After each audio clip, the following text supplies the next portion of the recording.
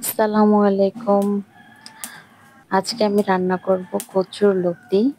তো চলুন রান্না করা শুরু করি। প্রথমে আমি তেল দিয়ে নিয়েছি।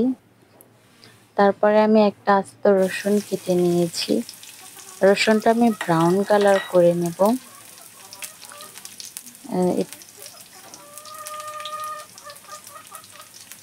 এটা যতক্ষণ না ব্রাউন কালার হচ্ছে আমি একটু নেড়ে চেড়ে নেব।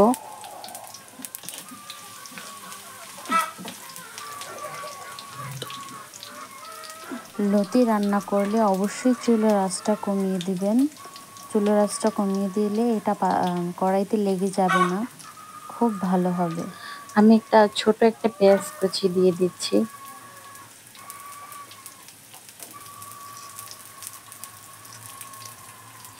এখানে দিয়ে দিয়েছি আমি পরিমাণ মতো চিংড়ি মাছ নিয়েছি আর 2-3টা কাঁচামরিচ নিয়েছি। আপনারা আপনাদের পরিমাণ মতো নেবেন, বেশি হলে বেশি দিবেন, আর যদি কম রান্না করেন তাহলে কম দিবেন।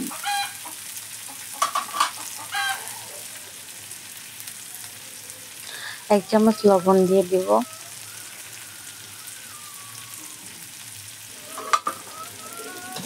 লবণ দিয়ে নেড়ে চেড়ে নিব আমি।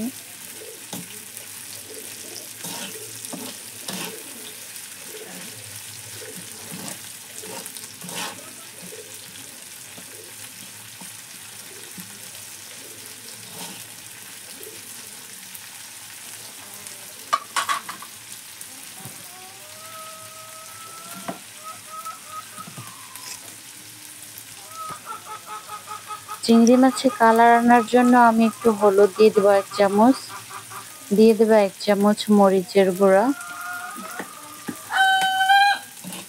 ভালোভাবে নেড়ে চেড়ে মিশিয়ে নেব।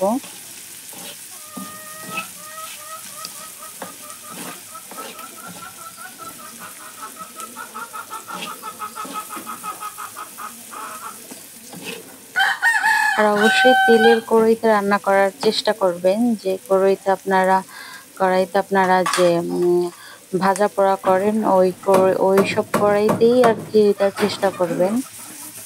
এখানে আমি 2 চামচের মতো রসুন বাটা নিয়ে নিয়েছি। রসুন বাটা আমি মিশিয়ে নিয়েছি। এখন আমি কচুর লতিটা আমি দিয়ে দিব।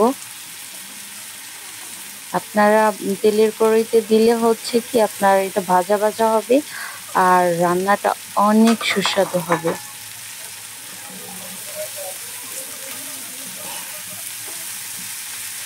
আমি 2 চামচের মতো রসুন বাটা নিয়ে নিয়েছি। এখন ভালো করে নেড়ে চেড়ে এই কচুর লতিটার সাথে আমি মিশিয়ে দেব।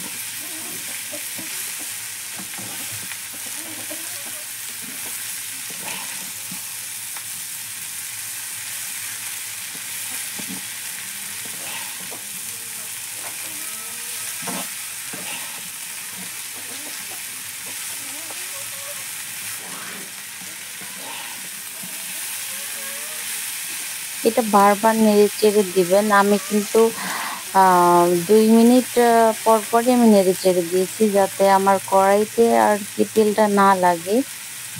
আমি সেই জন্য আর কি বারবার নেড়ে চেড়ে দিচ্ছি। আর ঢেকে দিব। এখন আমি ঢেকে দিব। আমি এটা 2 থেকে 3 বারের বেশি আর কি 3 বারের মতোই আমি ঢেকে নিব। আপনারা ঢেকে দিবেন। 3 থেকে 4 মিনিট পর পর উঠিয়ে নেড়ে চেড়ে আবার ঢেকে দিবেন। বাট 3 থেকে 4 বার ঢেকে দিলেই এটা আর ঢাকার দরকার হবে না। আমি বারবার নেড়ে চেড়ে দিচ্ছি, আপনারা দেখতে পাচ্ছেন। আপনারাও বারবার নেড়ে চেড়ে নেবেন, কারণ কড়াইতে যখন লতিটা লাগে তখন কিন্তু ভালো লাগে না, এই জন্য বারবার নেড়ে দিতে হবে। 2 মিনিট পর পরই নেড়ে চেড়ে দিবেন, 2 মিনিট পর পরই। আমি কিন্তু 3 থেকে 4 বার অলরেডি ঢেকে দিয়েছি। আপনারাও ঢেকে নেবেন।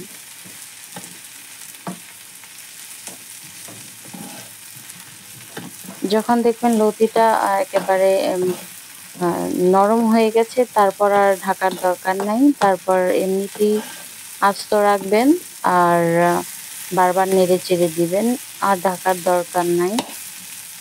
বারবার এভাবে নেড়ে চেড়ে দিলেই হবে।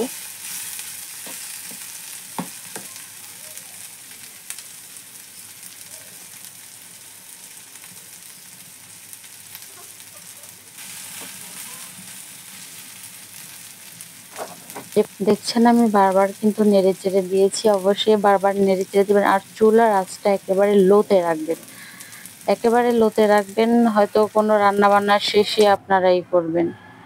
দেখতেই পাচ্ছেন আমি চুলোটা বন্ধ করে দিয়েছি, আমার রান্না শেষ। আপনারা দেখেন কত সুন্দর হয়েছে, কালারটা অনেক সুন্দর হয়েছে, একেবারেই গলা চুলকাবে না। একটু রসুন বেশি দিলে গলা চুলকাবে না। এভাবে ভাজা ভাজা করে দেখবেন, আমার রান্নাটা একবার ট্রাই করে দেখবেন। যদি ভালো লেগে থাকে অবশ্যই আমার চ্যানেলটিকে সাবস্ক্রাইব করে দিবেন। ধন্যবাদ সবাইকে।